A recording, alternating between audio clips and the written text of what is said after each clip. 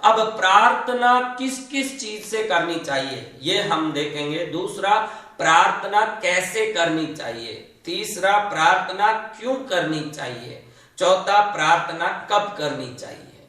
अभी ये जो अब मैं ये प्रवचन कर रहा हूं, अब समय सुबह की 3 बजी है। ये ब्रह्म वेला में चारों तरफ एकदम शांति है। देखिए, मैं कोई कॉलर माइक वगैरह यूज नहीं कर रहा हूं अभी, और कोई प्रकार का यहाँ कोई सिस्टम नहीं है कि आवाज को रोक सके। शांति ही इतनी है कि मैं आराम से प्रवचन कर रहा हूं।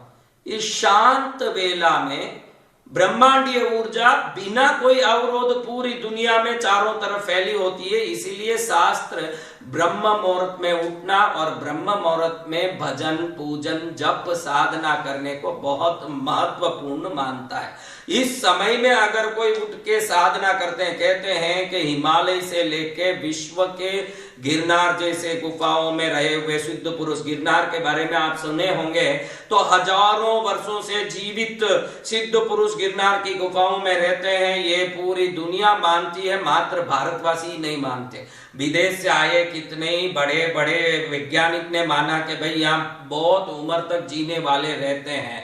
और हिमालय में कितने महापुरुष रहते हैं। हमारे परम पूज्य महाअवतार बाबा जी के बारे में पूरी दुनिया मानती है कि हजारों वर्षों से वो जीवित हैं और आज भी कई लोगों को दर्शन दे रहे हैं। मुझे भी कई समय तक हिमालय में रहने का अवसर पड़ा। मैंने जगह जगह पर विचित्र चीजों के बारे में सुना, देखा, समझा।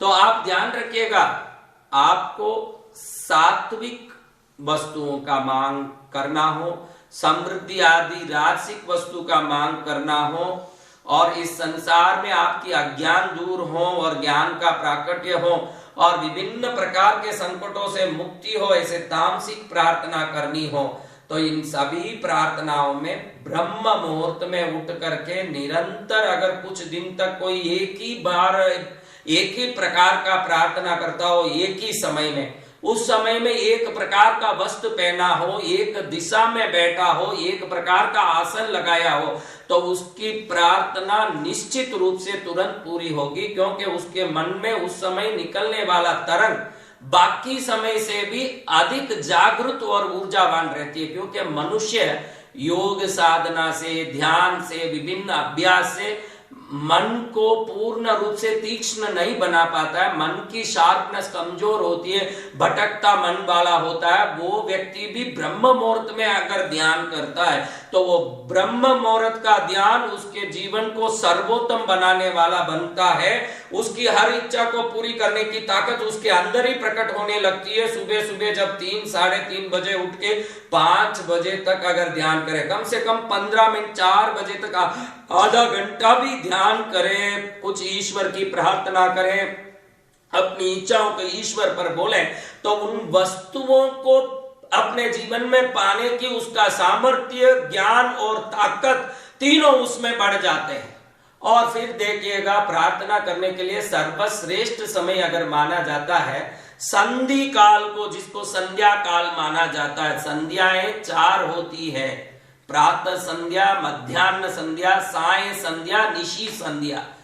रात में 12, साढ़े 12 बजे जब मध्य रात्रि हो, उस समय एक दिव्य ऊर्जा पूरी धरती में, पृथ्वी में फैलती है। शाम को 6 बजे जब सूर्य आधा नीचे उतरा हो और आधा पृथ्वी के कोर पर हो, आधा सूर्य दिखता हो, आधा डूब गया हो, यानी वो संध्या काल के अंदर एक ऊर्जा विशेष होती है। दोपहर में सूर्य बिल्कुल आकाश में बीच में हो, उस समय में एक दिव्य ऊर्जा प्रकट होती है और सूर्य सुबह सुबह उगता हो, उदय सूर्य ऊपर हो जाता है। 100 डिग्री होने के बाद 1 डिग्री भी बढ़ाने की जरूरत नहीं, 100 होने के बाद बाप होना चालू हो जाता है। लेकिन 100 करने तक मेहनत करना ही पड़ता है। आपकी प्रार्थना को भी पानी गर्म करो, जैसे उस तीव्रता से करोगे तो उतनी जल्दी वो प्रार्थना सफल होते आप देख सकते हो। जैसे पानी गर्म करते हो, कितना भी रोज पानी गर्म करो, महाराज मैं पानी गर्म कर रहा हूं, बाप नहीं हो रहा, कितना कर रहा है भाई?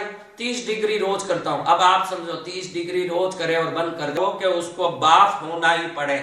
जिस दिन वो बाफ हो जाएगा आपकी इच्छा सफल हो जाएगी। उतना प्रयत्न करना चाहिए। जिसको है कि भाई मेरे को तो मेरी इच्छा पूरी करनी है, तो वो 2 मिनट भी करें, बराबर सूर्योदय के समय, मध्याह्न के समय, संध्या समय और रात्रि के मध्य निशा के समय में करें तो वो प्रार्थना सफल होके ही रहेगा। अब प्रार्थना कब करना, अलग अलग प्रार्थनाओं को अलग अलग समय में करना चाहिए।